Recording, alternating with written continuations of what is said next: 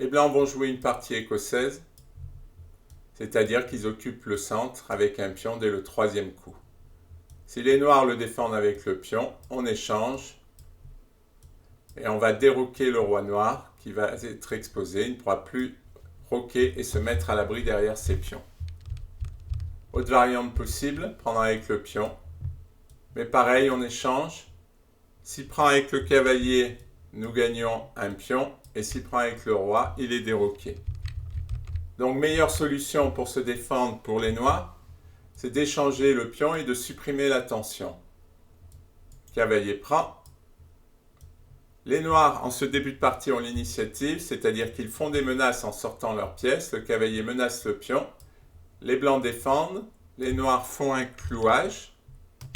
Ils menacent désormais de prendre le pion. Maintenant, il est difficile de défendre ce pion. Si on avance ce pion, on ouvre cette diagonale, ce qui n'est pas bon. Si on défend avec la dame, celle-ci sera mal placée et la défense ne sera pas efficace. Seul coup intéressant, fou d3, mais il y a un problème, c'est qu'on perd notre cavalier. Donc avant de jouer fou d3, on échange le cavalier. Les noirs ne peuvent pas prendre avec le pion D, sinon on les déroque. Ils doivent prendre avec le pion B. Et maintenant, on peut défendre notre mur. Les noirs poussent au centre. Ils ont une double menace. D4 qui attaquerait le cavalier cloué. Et pion prend qui attaque le pion qui n'est plus défendu par le cavalier cloué. Pour se débarrasser de tout ça, les blancs roquent. Les noirs aussi. Les blancs ouvrent la diagonale sur le roc pour l'attaquer. Les blancs clouent le cavalier et créent une menace. Ils menacent d'éliminer le cavalier et si la dame reprend, les blancs gagneraient le pion. Donc les noirs vont défendre le pion. Dame F3 pour attaquer le cavalier cloué. Fou E7 pour se déclouer. Les blancs amènent la tour avec des sacrifices possibles sur E7 pour l'attaque. Fou G4, les noirs pensent gagner un temps sur la dame. Mais en jouant dame G3, les blancs créent une menace. Ils menacent fou prend cavalier et de gagner le fou. Et ce qui est intéressant, c'est qu'au début, les noirs avaient l'initiative, ils faisaient des menaces. Et maintenant, c'est les blancs qui vont faire des menaces et qui vont avoir l'initiative. Le fou recule. Et maintenant, dame H4. Cette fois, la menace, c'est fou prend cavalier, suivi de dame prend H7 mat.